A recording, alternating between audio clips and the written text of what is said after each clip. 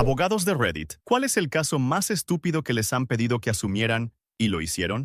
Historia 1. Soy abogada civil y una mañana me entra un tipo con una caja de zapatos. Literal. La abre sobre mi escritorio y salen recibos de pollo frito, servilletas con cuentas y un papel manchado que decía "Acuerdo" en mayúsculas.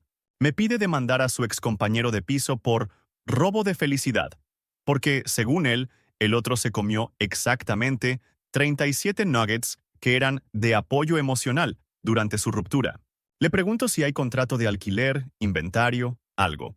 Me mira serio. Todo está en la caja. El acuerdo era una servilleta firmada a medias, con una cláusula tipo: si alguien se come lo del otro, paga el doble y una disculpa pública. Yo, que ya había visto cosas raras, pensé que sería consulta y ya. Pero el tipo quería ir con todo. Audiencia, testigos y un peritaje de salsas. Resultó que el compañero de piso era influencer de comida y había subido un video bromeando. Me comí sus nuggets de terapia, lloró. Eso era lo único útil. Admisión pública. Redacté una demanda sencilla por conversión/daños mínimos y una carta de cese por difamación, porque lo etiquetó. En la mediación, el influencer llegó con gafas oscuras y actitud de estrella. El juez mediador miró los recibos grasientos, suspiró y dijo: ¿En serio estoy viendo una servilleta como contrato? Ganamos. A lo ridículo. Acordaron pago del valor del pollo por 2, un post de disculpa y, por insistencia del cliente, una entrega ceremonial de nuggets para cerrar el duelo. Me pagó con una tarjeta que decía: gracias por creer en el pollo. Todavía la tengo como amuleto. Historia 2. Trabajo en penal y me contrataron por un asalto que, cuando lo escuché, juré que era un sketch. Mi cliente, un señor de 40 y tantos, había sido detenido por amenazas a su vecino. La amenaza, según el parte: te juro que te demando por mirar mi Wi-Fi. El origen era aún peor. El vecino tenía un router con nombre vecino-espía-5G, y mi cliente interpretó eso como un ataque personal. Se convenció de que el nombre era una confesión de espionaje. Entonces imprimió capturas, puso hilos rojos como en las películas, y llevó un mapa de la manzana con horarios de parpadeo sospechoso del router. Lo acusaban de haber empujado al vecino durante una discusión en el ascensor y de haberle lanzado un folleto sobre radiación, como si fuera un arma. El folleto era una hoja de Wikipedia. En audiencia pedí ver el video de seguridad. Se veía clarísimo. El empujón no fue empujón. Fue que el ascensor frenó y ambos se tambalearon. La fiscalía, aún así, quería sostener el cargo por la amenaza verbal. Yo me limité a lo básico: falta de intención real, contexto absurdo, ausencia de daño, y pedí archivo. El juez, cansado, le preguntó a mi cliente: ¿usted cree que el Wi-Fi lo mira? Y mi cliente solemne: señoría, me siente. El juez no se rió, yo por dentro sí, y archivó por insignificancia.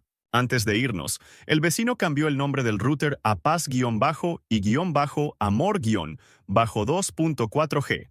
Mi cliente me escribió 2 semanas después: gracias. Ahora el aire se siente menos judicial. No sé si gané un caso o exorcicé un módem. Historia 3. Soy abogada laboral y una startup me llamó para una urgencia de reputación. Llegué pensando en un despido, acoso, algo serio. No. Era sobre un emoji. Una empleada había renunciado por WhatsApp al grupo de la empresa con un mensaje neutro: gracias por la oportunidad. El CEO respondió con un pulgar arriba. Ella lo interpretó como sarcasmo y maltrato emocional corporativo. Y luego publicó en LinkedIn un post larguísimo: me humillaron con un... El CEO entró en pánico porque estaban buscando inversión. Quería que yo demandara el emoji o lograra una orden para que ella borrara el post y publicara una disculpa. Le expliqué que no existe el delito de pulgar arriba pasivo-agresivo, pero sí podíamos manejarlo como un tema de reputación y evitar que escalara a difamación si había falsedades verificables. Revisé el post. No había acusaciones de ilegalidad, solo emoción. Legalmente difícil. Entonces lo volví estrategia. Les redacté una carta suave de derecho de réplica, ofreciendo una salida elegante. También preparé un acuerdo de separación, compensación menor, carta de recomendación estándar y compromiso mutuo de no desprestigio. La parte graciosa. En la reunión, la ex empleada llevó impreso un diccionario de emojis para demostrar qué significaba "te callo". Yo contuve el alma.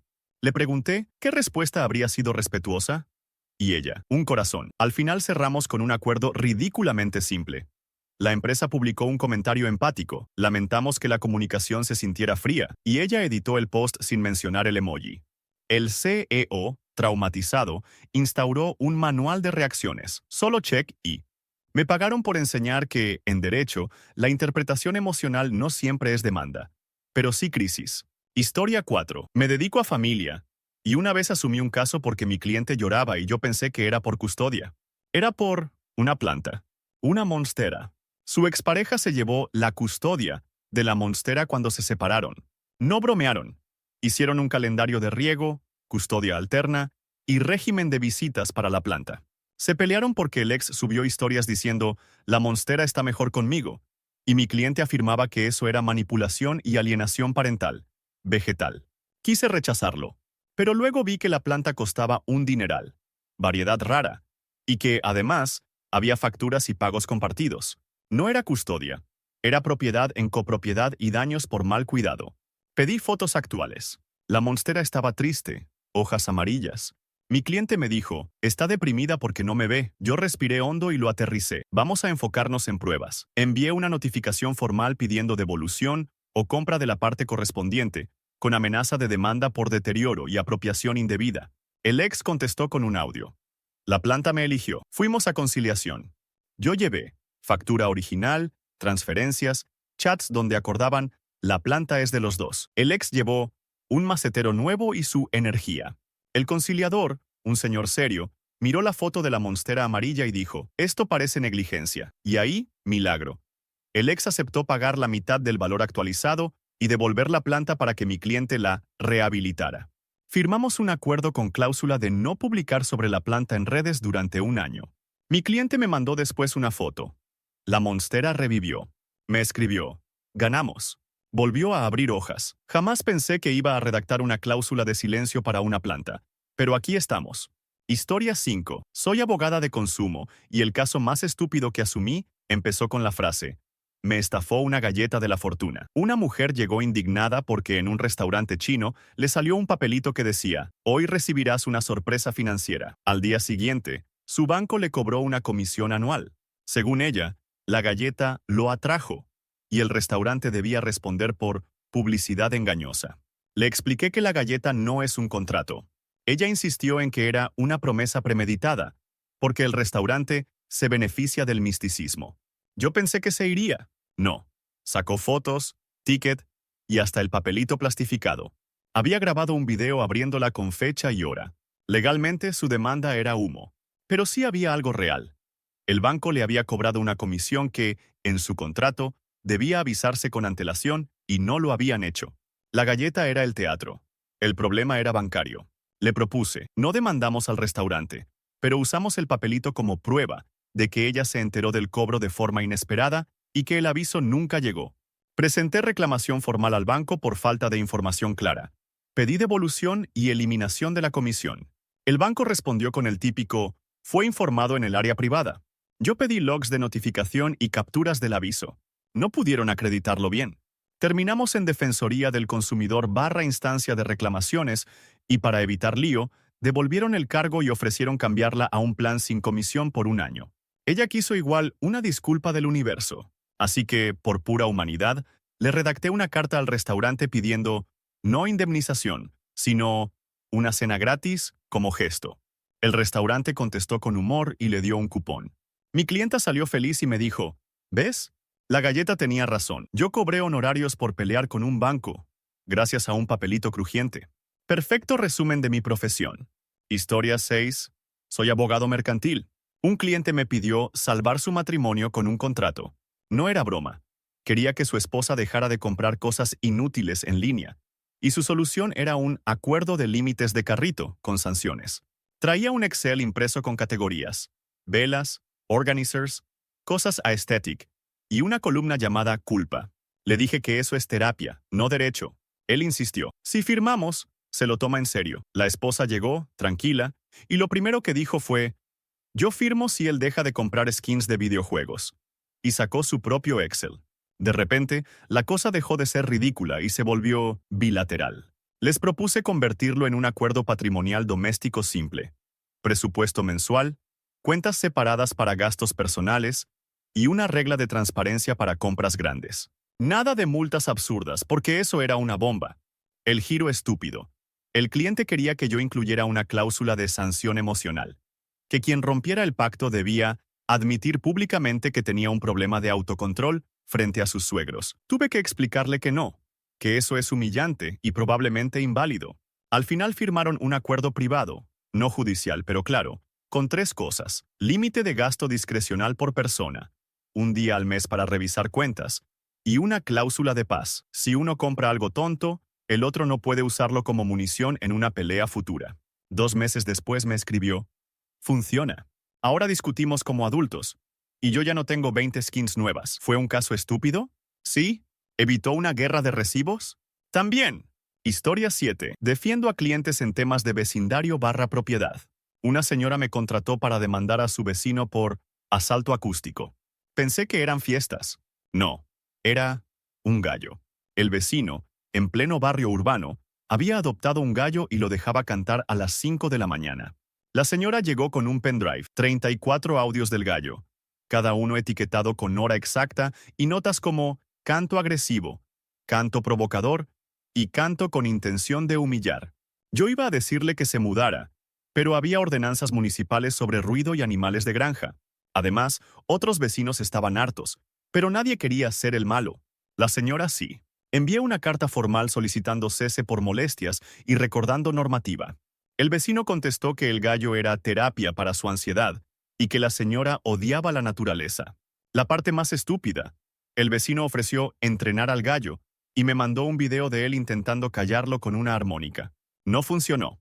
Pedimos mediación comunitaria.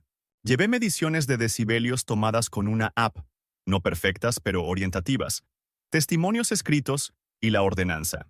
El mediador, medio dormido, escuchó un audio de las 5:30 y dijo: no necesito más pruebas. Ese gallo tiene agenda. Se pactó. El gallo se trasladaba a una finca de un familiar, y mientras tanto debía permanecer dentro de un gallinero insonorizado hasta las 8. Cumplieron 2 semanas. Luego el gallo volvió. Entonces sí, iniciamos procedimiento por molestias. Antes de llegar a juicio, el vecino cedió y lo reubicó definitivamente. Mi clienta celebró con silencio. Yo aprendí que a veces el derecho se usa para algo tan simple como dormir. Historia 8. Soy abogado de tráfico/seguros.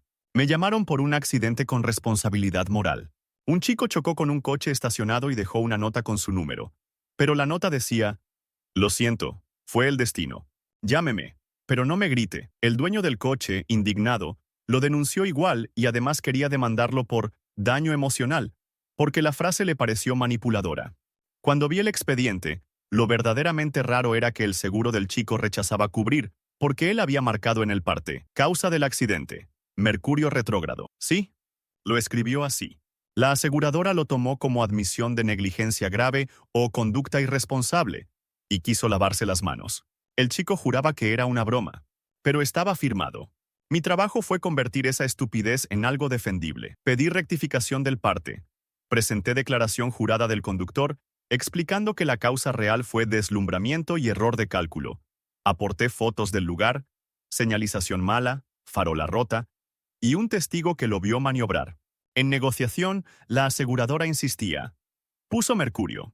Eso muestra falta de seriedad. Yo respondí: falta de seriedad no es exclusión contractual. Les pedí que señalaran la cláusula exacta donde el zodiaco anula pólizas. Silencio. Terminó en acuerdo. La aseguradora pagó la reparación. El chico asumió una franquicia mayor y firmó un anexo reconociendo causa real y comprometiéndose a no decorar documentos oficiales. El dueño del coche pidió además que el chico le escribiera una disculpa sin astrología. La escribió. Me la enseñó. Lamento el daño. No fue el destino. Fui yo. Primer acto maduro de todo el caso. Historia 9. Trabajo en propiedad intelectual. Una pastelera me buscó para demandar a la luna. No exagero. Su marca era Luna Dulce.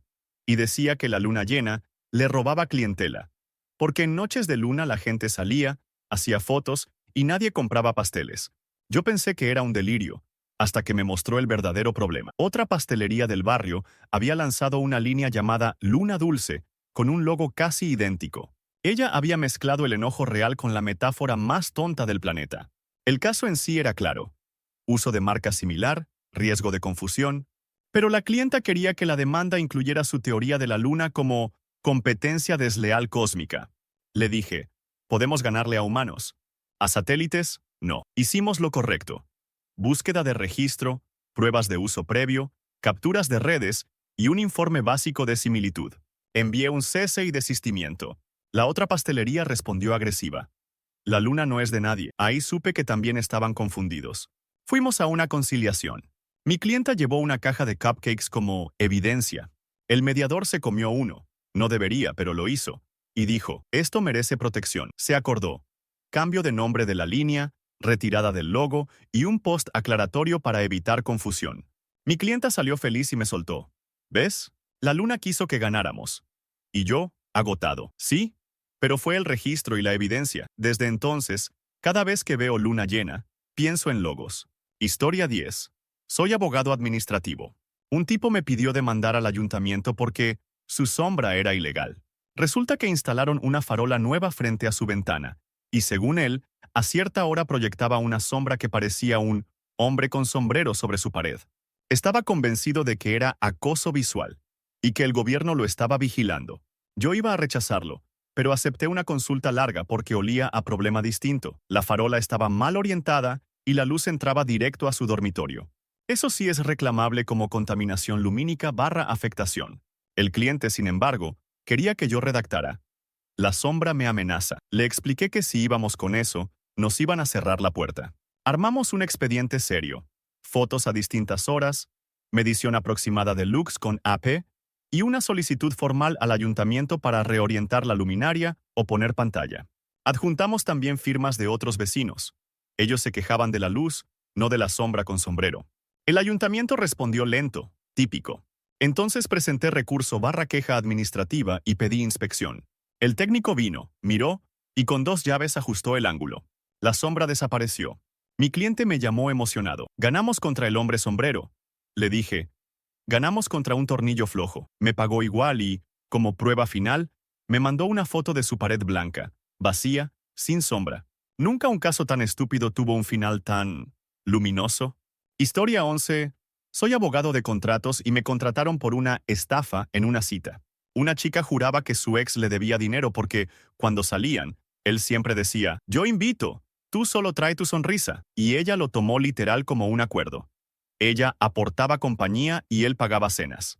El problema empezó cuando él terminó la relación, y a la semana le envió una solicitud de pago por sonrisas no entregadas, una factura casera en PDF con conceptos tipo cena italiana, compensación emocional pendiente. Ella se enfureció y quiso demandarlo por acoso y por incumplimiento de promesa de invitación. La parte estúpida era evidente, pero había un punto real. Él le estaba enviando mensajes insistentes, amenazando con hacerla quedar como aprovechada si no pagaba. Eso ya rozaba hostigamiento y difamación. Así que enfoqué el caso donde debía. Cese de comunicaciones, advertencia formal y recopilación de pruebas. Preparé una carta exigiendo que dejara de enviar facturas falsas, que se abstuviera de publicar algo sobre ella y que cualquier reclamo económico lo canalizara por vía legal, si se atrevía. Cuando la recibió, el tipo respondió, era un chiste. Clásico. Pero el chiste ya le había causado ansiedad y, sobre todo, riesgo reputacional. Le pedimos una retractación por escrito. Lo mejor fue la mediación. Él llegó con una carpeta titulada Deuda Romántica. Yo pensé que me iba a desmayar. El mediador le preguntó, ¿usted cree que una frase en una cita crea obligación? Y él, muy serio, depende de la intención. Salimos con un acuerdo. Él retiraba toda facturación, borraba el PDF, no la contactaba más y firmaba un compromiso de no publicar nada sobre la relación. Mi clienta no pagó un centavo y, por si acaso, le sugerí bloquearlo y guardar todo. Fue el primer caso donde mi victoria se midió en paz mental y un PDF enterrado. Historia 12. Soy abogado de consumo. Un señor me pidió demandar a una cadena de supermercados porque su sandía era un fraude psicológico. Según él, la sandía se veía perfecta. La golpeó, sonó bien, la llevó a casa y al cortarla estaba harinosa, triste, sin alma. Quería daños y perjuicios por traición. Yo le dije que eso se resuelve con el ticket y devolución. Pero él insistió en que la sandía le arruinó un asado importante y que quedó en ridículo. La sandía me humilló delante de mi cuñado. Lo absurdo. Traía fotos con una regla, como si midiera el dolor, y un testigo, el cuñado. Sin embargo, al revisar, había algo interesante. El supermercado tenía una política de devolución que el gerente se negó a aplicar porque el señor ya la había abierto. Eso sí es reclamable. Política engañosa o mala práctica, dependiendo del país. Presenté una reclamación formal y pedí el libro de reclamaciones / hoja oficial. Adjunté ticket, fotos y la negativa del gerente por escrito. El señor, por suerte, había grabado audio. El supermercado contestó con un cupón. Mi cliente quería dinero. Me tocó negociar. No por la traición, sino por la negativa injustificada y el trato. Pedimos reembolso completo, una compensación pequeña y capacitación al personal. En conciliación, el representante del súper dijo, no podemos garantizar la felicidad de cada sandía. Y yo, no pedimos felicidad. Pedimos que cumplan su política. Ganamos lo razonable. Reembolso más tarjeta regalo y una disculpa del gerente. Mi cliente lo celebró como si hubiera derrotado a una mafia frutal. Y sí, desde entonces compra sandías pequeñas para no encariñarse. Historia 13. Trabajo en civil. Me contrataron para una demanda entre amigos por un apretón de manos. Dos hombres hicieron un trato de palabra en una parrillada. Uno le vendía al otro una moto vieja, baratísima. Se dieron la mano, brindaron y listo. 2 días después, el vendedor se arrepintió porque otro le ofreció más dinero. El comprador le dijo, ya está, apretón hecho. El vendedor respondió, eso fue un saludo. Cuando llegaron a mi despacho parecía chiste. Pero el comprador tenía un video. Alguien grabó la parrillada y de fondo se escuchaba. ¿Entonces queda en tanto? Queda. Apretón. Y luego todos gritan, trato. Legalmente, sin contrato escrito era complicado, pero no imposible si había prueba de consentimiento y precio. El problema era que la moto aún no se había entregado. Entonces pedimos cumplimiento o, alternativamente, daños por incumplimiento. Lo más ridículo, el comprador quería que el juez ordenara un apretón de manos público, como reparación moral. Le dije que nos enfocáramos en dinero o entrega. Presentamos demanda. El vendedor se defendió diciendo que estaba borracho y que no recordaba. Mala idea. El video mostraba que estaba bastante lúcido. Y además él mismo publicó historias al día siguiente, presumiendo la parrillada. Antes del juicio, propuse acuerdo, o entrega con precio pactado o devolución de señal, que no existía, más indemnización mínima. Al final, el vendedor eligió venderle la moto al comprador para evitar más lío, y firmamos un contrato real esta vez. En la entrega, el comprador me mandó una foto, él y el vendedor, apretón formal, con guantes de moto. Me escribió, ahora sí es un apretón legal. Yo me reí solo. A veces el derecho consiste en convertir un brindis en papel. Historia 14. Soy abogado de arrendamientos. Una inquilina me buscó para demandar al dueño porque su apartamento estaba embrujado. Yo pensé, ¿ruidos, tuberías? No. Ella decía que cada noche, exactamente a las 3:13, el microondas se encendía solo y mostraba 0013. El dueño se negó a devolver la fianza porque ella se fue sin aviso por miedo a fantasmas. Ella quería rescindir por vicios ocultos, paranormales. La parte estúpida me dio risa, pero le pedí pruebas. Y las tenía, videos del microondas encendiéndose. Entonces me puse serio. No era fantasma, era un fallo eléctrico o un botón defectuoso. Eso sí puede ser habitabilidad / seguridad. Mandé un perito electricista, de verdad, y descubrió que el microondas estaba conectado a un enchufe con mala conexión y que una regleta antigua hacía picos de corriente. Además, el microondas tenía un panel táctil sensible que se activaba con variaciones. Redacté una carta al dueño, defecto eléctrico, riesgo, obligación de reparar y devolución de fianza por salida justificada. El dueño respondió, eso no es mi problema, es superstición. Perfecto. Ya no era superstición, era informe técnico. Fuimos a conciliación. Presenté el informe, fotos y la cláusula de mantenimiento. El mediador preguntó al dueño, ¿usted arregló algo? El dueño, no, porque no creo en espíritus. Resultado, devolución completa de la fianza y parte del alquiler del mes, a cambio de que ella entregara llaves y firmara finiquito. Ella me dijo, gracias por sacar al fantasma con leyes. Yo, con un electricista, pero no le quité la ilusión. Bastante había pasado a las 3:13. Historia 15. Soy abogado en temas digitales. Un cliente me pidió demandar a su amigo por robo de personalidad, porque en un videojuego online, el amigo se creó un personaje idéntico. Mismo nombre, mismo peinado, Misma armadura. Según mi cliente, eso lo humillaba en el servidor porque la gente los confundía y el amigo hacía bromas pesadas usando ese avatar. Yo le expliqué que la identidad digital en un juego no siempre tiene protección legal como tal, pero sí había algo: acoso, suplantación dentro de la plataforma, y si usaba el mismo nickname fuera del juego, posible afectación. La parte más tonta: el cliente trajo capturas impresas como si fueran pruebas de un crimen federal y una lista de daños. Perdí respeto. Me llamaron clon. Me dijeron NPC. Lo llevé a lo práctico. Primero, reporte a la plataforma con evidencia de suplantación y conducta dañina. Segundo, una carta al amigo exigiendo que dejara de hacerse pasar por él y que borrara publicaciones donde lo ridiculizaba. Tercero, si seguía, medida civil por daño a reputación, si había pruebas fuera del juego. El amigo respondió: es roleplay, claro.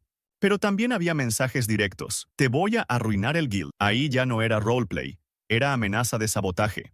Con una sola notificación bien escrita y el reporte, la plataforma suspendió la cuenta clon por violar normas de impersonación. El amigo se enfadó y dijo que yo era abogado de dibujitos. Mi cliente feliz me dijo: recuperé mi honor. Yo pensé, defendí el honor de un guerrero pixelado. Pero si algo aprendí, es que la vergüenza en Internet se siente igual de real. Y a veces el caso más estúpido se gana con un botón: reportar. Historia 16. Soy abogada civil y una vez me contrataron por una demanda por mal de ojo. Una clienta juraba que su vecina la estaba maldiciendo, porque cada vez que se cruzaban en el pasillo, al día siguiente se le rompía algo. La licuadora, el grifo, una lámpara. Quería una orden judicial para que la vecina dejara de mirarla. Obviamente, eso no existe.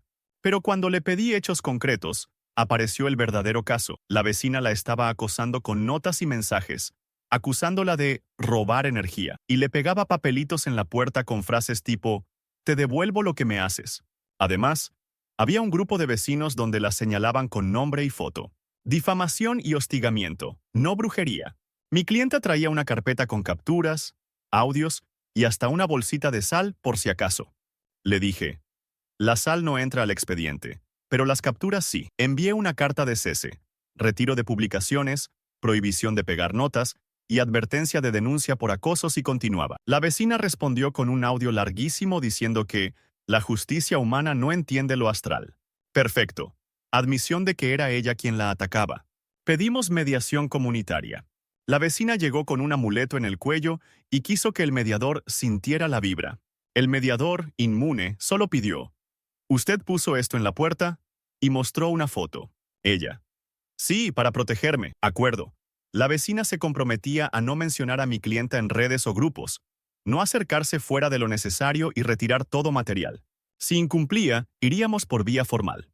Mi clienta me escribió después: ya no se me rompe nada. Le dije: puede ser porque ya no vives en estrés. Y ella: o porque ya no me mira. No discutí.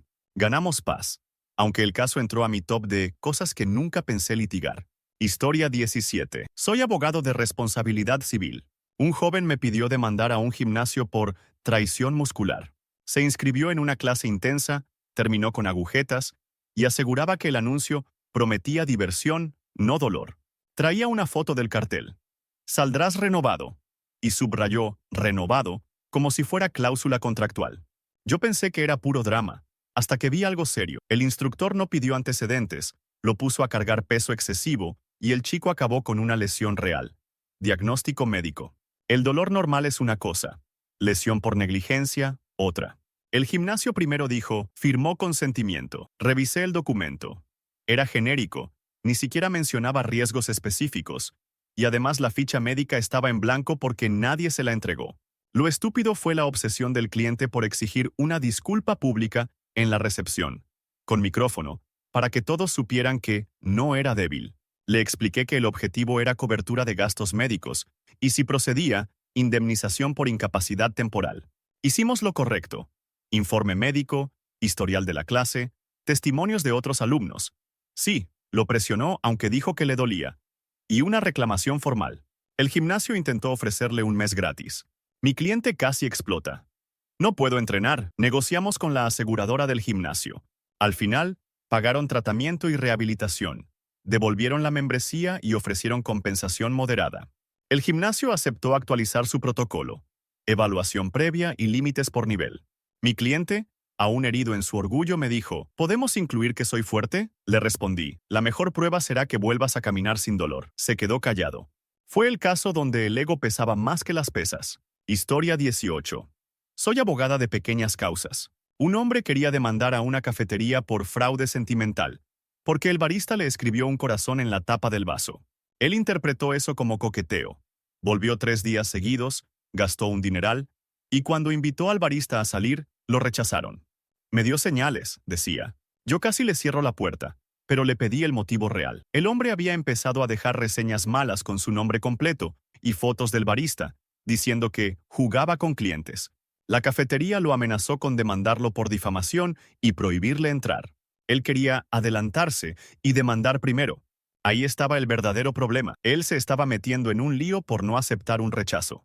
Le dije claro, no hay caso contra el corazón, pero sí hay riesgo serio para ti por las reseñas y publicaciones. Lo que hice fue lo más útil. Lo frené legalmente.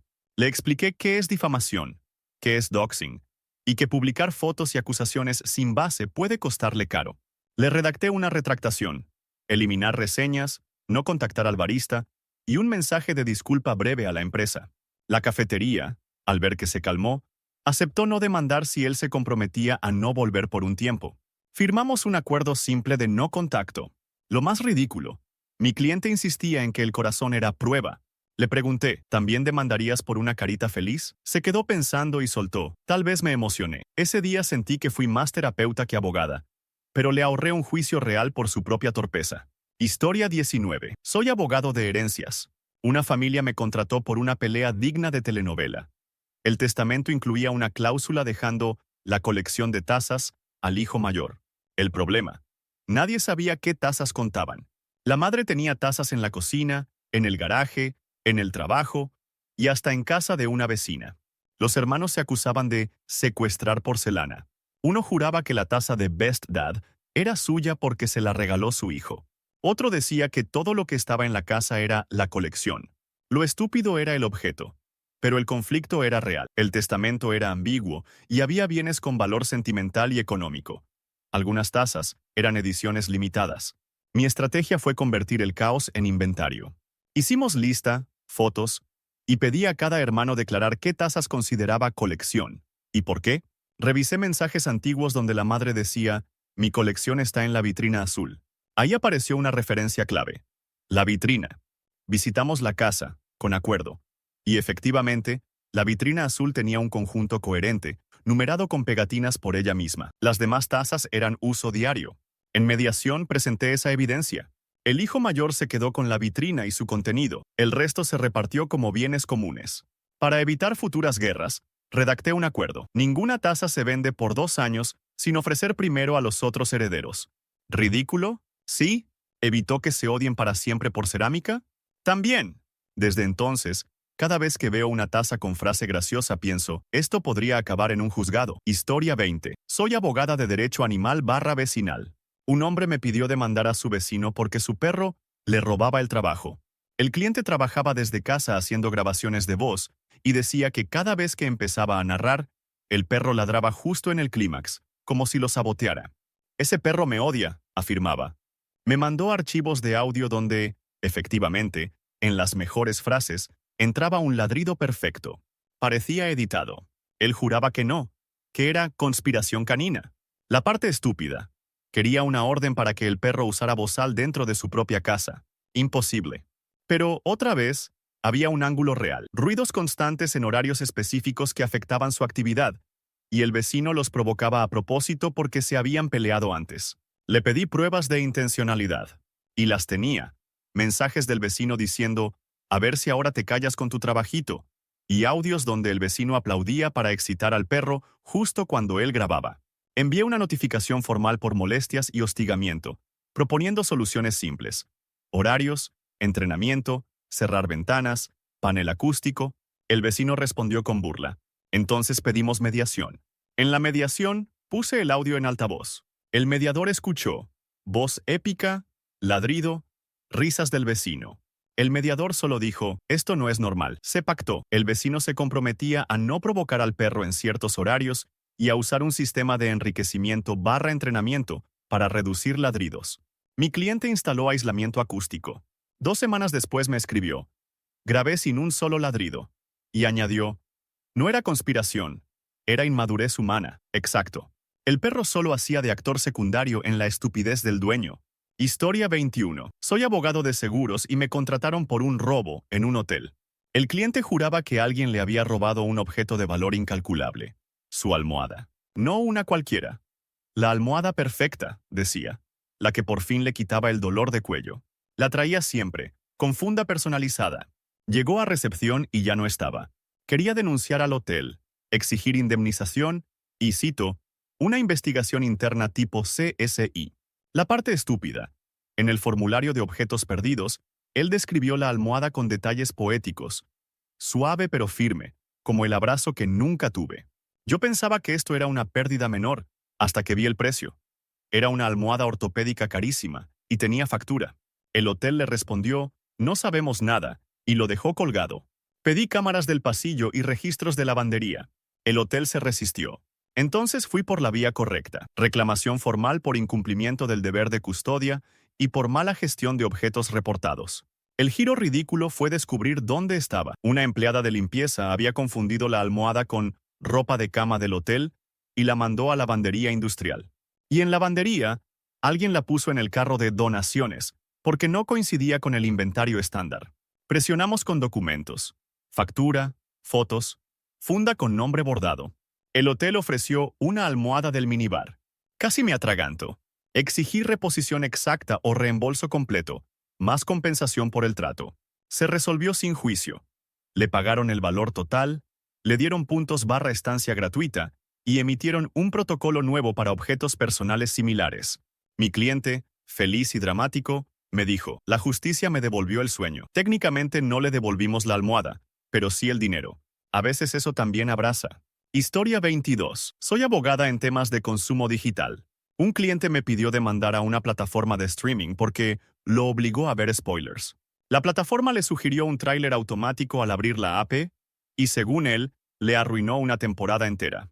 Quería daños morales y que la empresa pagara por su sufrimiento. Me reí por dentro, hasta que vi que era un menor usando la cuenta familiar y que el perfil estaba configurado para autoplay sin consentimiento claro. Además, el cliente había pedido desactivar el autoplay en soporte y le dijeron que no se puede, aunque sí se podía desde ajustes. El caso no era por spoilers, era por prácticas engañosas y atención al consumidor deficiente. Le pedí capturas. Tenía el chat con soporte y la pantalla de configuración donde, efectivamente, existía la opción. Redacté reclamación: información incorrecta del soporte, falta de transparencia y solicitud de devolución parcial. No pedimos indemnización por tristeza, sino reembolso y corrección del procedimiento. La empresa respondió con una plantilla. Insistí adjuntando pruebas y señalé normativa de consumidor sobre información veraz, según jurisdicción. También pedí que registraran el incidente para mejorar soporte. La parte más tonta: el cliente exigía que en la respuesta la empresa reconociera spoilerismo como palabra oficial. Le dije que si quería ganar, tenía que dejar de inventar delitos lingüísticos. Al final le devolvieron un mes de suscripción, le ofrecieron un código de descuento y, lo importante, el soporte reconoció el error y le explicó cómo desactivar autoplay. Mi cliente me escribió: no recuperé la sorpresa, pero recuperé la dignidad. Y yo pensé, la dignidad, a veces, cuesta exactamente un mes de suscripción.